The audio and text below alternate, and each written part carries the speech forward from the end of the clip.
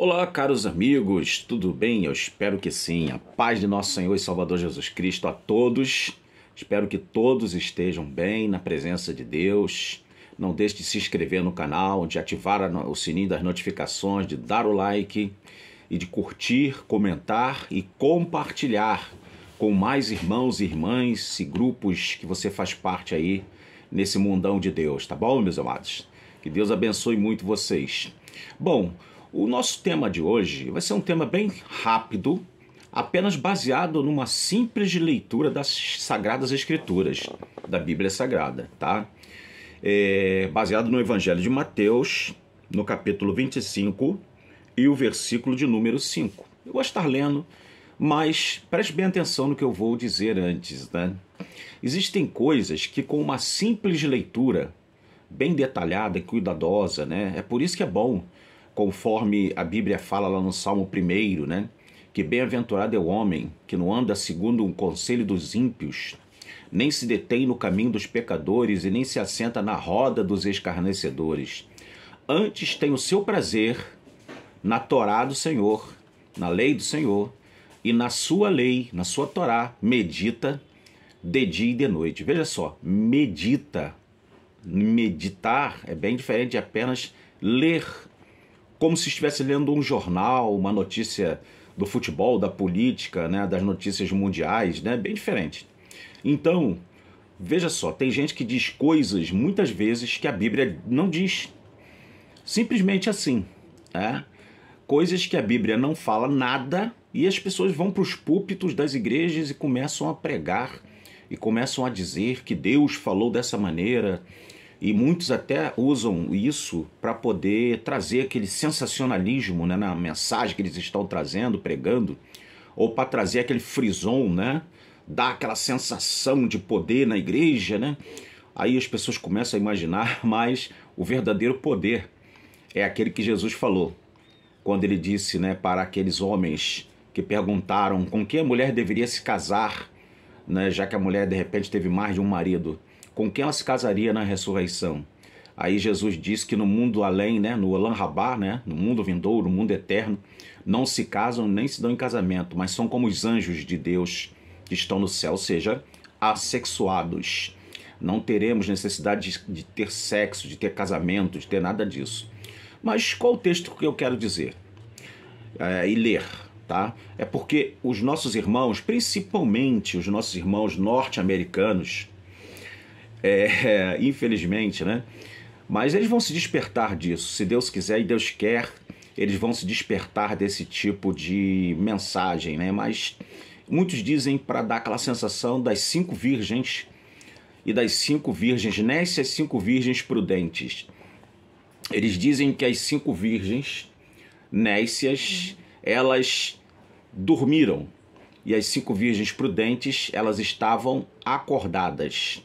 Então vejam que isso não é bem assim. Olha o que o texto da Bíblia diz. Lá em Mateus capítulo 25, verso 5. Tu pode conferir aí na sua Bíblia, inclusive.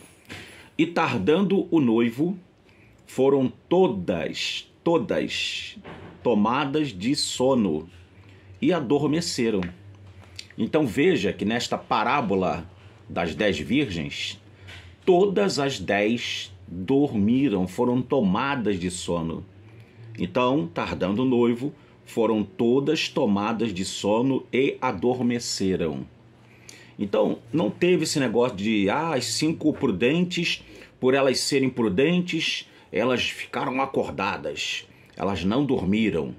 Elas ficaram ali de olhos abertos, bem abertos, esperando o noivo, né? Mas o noivo, no caso, não veio do céu. O noivo veio da terra mesmo, tá?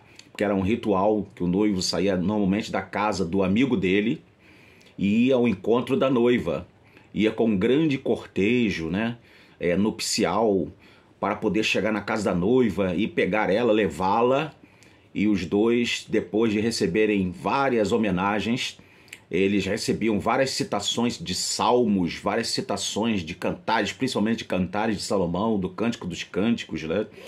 Eles ali então, após receberem esse tipo de homenagem, era o casamento da época de Jesus, tá? Não havia nenhum celebrante, assim, um rabino, ou não havia nenhum padre, nenhum pastor celebrando, né? Eles então Depois de estarem ali, eles iam para uma tenda chamada Rupá, o nome dessa tenda, né?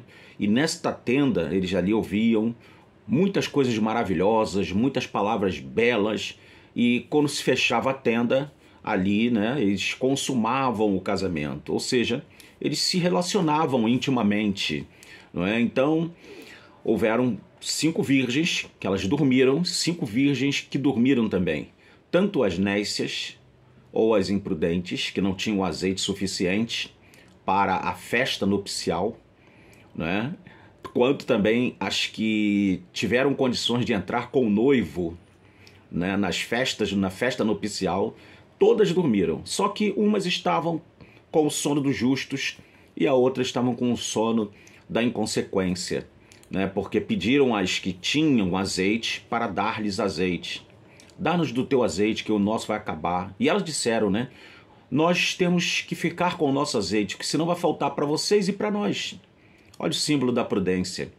Então, o símbolo da prudência, da preparação, da vigilância, né? Isso dá uma grande lição espiritual para nós, que devemos estar atentos, que devemos fazer a preparação devida na nossa vida, que não podemos estar de uma forma desapercebida diante de Deus, diante de Jesus, do Espírito do Senhor, da Ruach HaKodesh, do Espírito do Santo de Israel. Temos que estar literalmente falando apercebidos, porque o noivo pode chegar a qualquer momento, ok? Nunca devemos perder o caráter da iminência da volta do noivo. Esse sentimento da iminência, né, essa percepção de que as coisas estão acontecendo no mundo e que são demonstrações ou sinais de que o noivo pode estar vindo, não é? E temos que ter isso sempre, meus amados, no nosso coração, porque isso faz bem à alma, faz bem ao espírito e principalmente faz com que mostre ao noivo que vem com os amigos, né? Vem para o cortejo, para nos levar para as suas bodas, para o casamento. Então mostra que estamos preparados para poder encontrar com Ele e sermos felizes com Ele e estarmos com Ele, porque o plano de Deus não é divórcio e nunca será, principalmente quando se fala de Jesus de Nazaré e nós. Nunca Jesus vai nos dar carta de divórcio. Uma vez estando na presença dEle, estaremos para todo sempre na presença dEle. Glória a Deus. Que Deus abençoe tua vida, que você possa ter azeite na sua lâmpada, ok?